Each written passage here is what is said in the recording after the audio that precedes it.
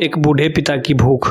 4:30 को ऑफिस खत्म होने के बाद मैं सीधा घर नहीं गया था, क्योंकि मेरे दोस्त का फोन आया था जिसने मुझे बड़ा पाव की शॉप के सामने अलीबाग में रुकने के लिए कहा था। उसे कुछ शॉपिंग करनी थी, इसलिए उसने कहा था तुम रुकना, साथ में जाएंगे। हम दोनों हमेशा एक साथ ही शॉपिंग करने जाते थे। उस शॉप के पास पार्किंग के लिए साइड कुछ लोहे के एंगल लगाए हुए थे। मैं उन्हीं पर चढ़कर बैठ गया और अपने दोस्त का इंतजार करने लगा।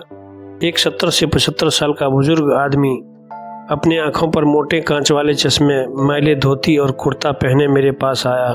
क्योंकि मैं लोहे के एंगल पर 2-4 फुट ऊंचाई पर बैठा था, उसने मेरे घुटनों को छुआ और बोला, बेटा एक बड़ा पाव खरीद के दे दो तो बहुत अच्छा होगा, बहुत ज़्यादा भूख लगी है। मैंने जब उस बूढ़े आदमी की तरफ देखा तो वह मुझे रोजाना दिख रहे भिखारियों में से नहीं लगे। उन्हें देखकर ऐसा भी नहीं लग रहा था कि वह हर दिन भीख मांगते होंगे। ऐसे अचानक किसी बुजुर्ग ने मेरे पैरों को हाथ लगाया तो मुझे अजीब महसूस हुई। मैं तुरंत एंगल से कूदकर नीचे खड़ा हो गया। मैंने अपने जेब में हाथ डाला और 60 रुपये निकालकर उस बुजुर्ग को देते हुए कहा, अंकल आपको भूख लगी है तो यह लीजिए 60 रुपये, कुछ खा लीजिए। बुजुर्ग ने कहा, नहीं बेटा पैसे मत दो, बस एक बड़ा पाव ला कर दे दो, उतना बस है मेरे लिए। ठीक है मैं ला कर देता हूँ, आप यहीं बैठिए। कहकर मैं बड़ा पाव की दुकान में गया और एक बड़ा पाव खरीद कर लाया और बुजुर्ग को खाने के लिए दिया। बुजुर्ग नीचे बैठकर बड़ा पाव खाने लगे। मेरी तरफ देखकर बोले, ऊपर मत बैठो, गिर जाओगे, यहाँ बैठो मेरे पास। कोई साथ बैठेगा तो मुझे भी 2 निवाले अच्छे से खाया जाएगा। मैं उनका कहना टाल नहीं पाया और उनके साथ ही बैठ गया। फिर मैंने ऐसे ही उनसे सवाल करना शुरू किया, कहाँ से आए हैं, कहाँ जाएंगे, किससे मिलने आए हैं, वगैरह वगैरह। मैं मदनपुर से आया हूँ, एक छोटे गांव में रहता हूँ। यहाँ मुंबई में मेरा तुम्हारे जितनी उम्र का एक बेटा है, एक बड़ी कंपनी में इंजीनियर है, उससे मिलने आया हूँ। 1 साल पहले उसकी शादी हुई, लव मैरिज, बहुत पढ़ी लिखी है, नए विचारों वाली। उसे सास ससुर यानी कि हम पति पत्नी गंवार लगते हैं, इसलिए हमारे साथ रहना उसे अच्छा नहीं लगता। इसलिए बेटा अब अलग रहता है यहीं मुंबई में 1 सालों से।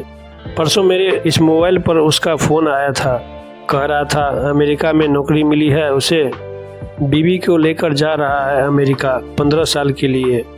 यहाँ मुंबई में था तो 5-7 महीने में एक बार आता था हम बूढ़े बूढ़ी को मिलने के लिए। अब इतने दूर प्रदेश जा रहा है, एक बार मिलने के लिए आओ बोला तो अब समय नहीं बचा है, परसों फ्लाइट में बैठकर जाना है कहता है। अब 15 साल के लिए जा रहा है, पता नहीं तब तक हम जिएंगे या मरेंगे, इसलिए सोचा खुद ही जाकर उसे मिल लेता हूँ। कल शाम से एयरपोर्ट ढूंढ रहा हूँ, लेकिन यहाँ के लोग कहते हैं कि इस एरिया में एयरपोर्ट है ही नहीं। बुजुर्ग ने एड्रेस वाली चिट्ठी मेरे हाथ में देते हुए कहा। उनकी बात सुनकर मैं कहा, लोग सच कह रहे हैं, एयरपोर्ट यहाँ नहीं है, सांता क्रूज में है। बुजुर्ग ने मेरी तरफ देखकर कहा, लेकिन परसों जब बेटे का फ़ोन आया था तो उसने यही पता लिखवाया था मुझे। लगता है यह फ़ोन भी ख़राब हो गया है, फ़ोन नहीं आ रहा है बेटे का। मैंने बताया था उसको कि मैं उनसे मिलने आ रहा हूँ मुंबई। कहते हुए बुजुर्ग ने मोबाइल मुझे देखने के लिए दिया। अब मेरे एक हाथ में चिट्ठी और एक हाथ में मोबाइल था। मैं मोबाइल का बटन दबाकर देखने लगा। मोबाइल अच्छे से चल रहा था और मोबाइल में नेटवर्क भी पूरी तरह से आ रहा था। मैंने उससे पूछा, आपने नहीं लगा के देखा फ़ोन बेटे को?